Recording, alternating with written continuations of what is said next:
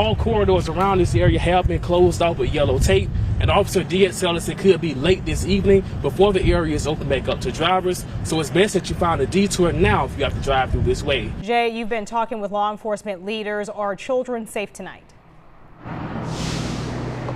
Yeah, guys, all of the students' answer right now is yes, they all are safe. All of them have been released from school and sent home. But as you can see behind me, the Laurel Police Department, Jones County Sheriff's Department, and Jones County Emergency Management Agencies are all still here at Laurel Christian High School. Information is still limited 4 days after the shooting, but we have learned that the victim was an 18-year-old male. That's right, Carrie. The pole you see right behind me is roughly 30 to 60 feet tall, but police say that didn't stop Raymond Hendry from climbing up there and cutting off the copper wire that connects this pole to the next one. If legislators can't come to a resolution this year, it will be left up to the federal government to redraw district lines. Do we know what happened just yet?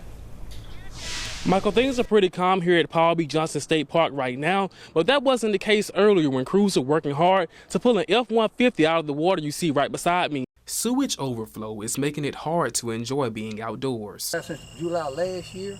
Bills totaling nearly $1,000. 2 kids and myself, there's no way. And little to no explanation from the people in charge. They've been charging me $50 for a tank that's not working. Members of the Lampton community in Columbia say this has been their reality for several years now. All that contamination is not good. And 2 weeks ago, more than 120 of them signed a petition demanding answers from the Lampton Water Association. I couldn't rest at night for smelling dookie.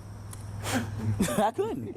My bedroom's right there for the water, where they do the water's coming in on my land. It was a mess. Zakoria Jefferson says she decided to lead the effort back in October after being charged for sewage services despite not having a connection. It was wired at the breaker, but it was not shut on at the breaker, meaning it wasn't getting electricity, and that the pump was rusted. Jefferson and several others say they've tried to make contact with the association's board members over the phone, through letters, and in person at meetings. You go up there and try to voice your opinion, they don't know how to answer your questions and stuff. They get frustrated and then ask you to leave. Board President Charlie James says they are aware of and are trying to address the complaints being made by residents. And are we all complaints addressed to complete satisfaction? Probably not, but we don't just overlook any complaints. We try to address any complaint that comes about. He also agrees, saying the association has had some issues recently with billing. Issue with software. There's been issue with some of the meter readings, and we've tried to address as many of those as possible. If it's brought to our knowledge. The association is hopeful a new grant will help solve the sewage problems. We've just purchased over 23 sewer pumps and things, tanks.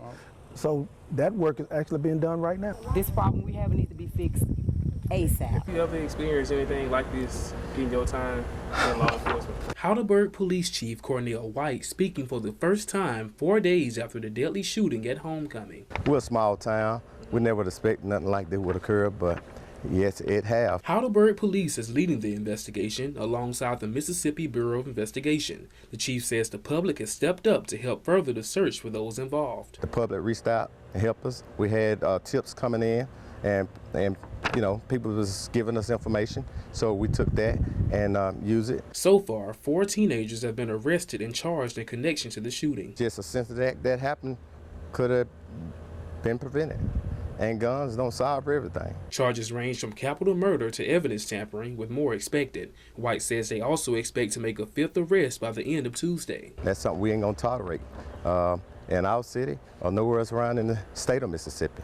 The department has identified a 3rd victim in the shooting, Kaya Stevens. Stevens was a member of Heidelberg's class of 2018, according to Facebook. He's going to be sent up for autopsy, and we'll get the medical examiner back, then we'll know more on to that. As the town starts to heal, White says he wants to remind everyone that the investigation is far from over. Condolences go out to the family for the loss, and on the behalf of the town of Heidelberg, and we're going to do everything in our power.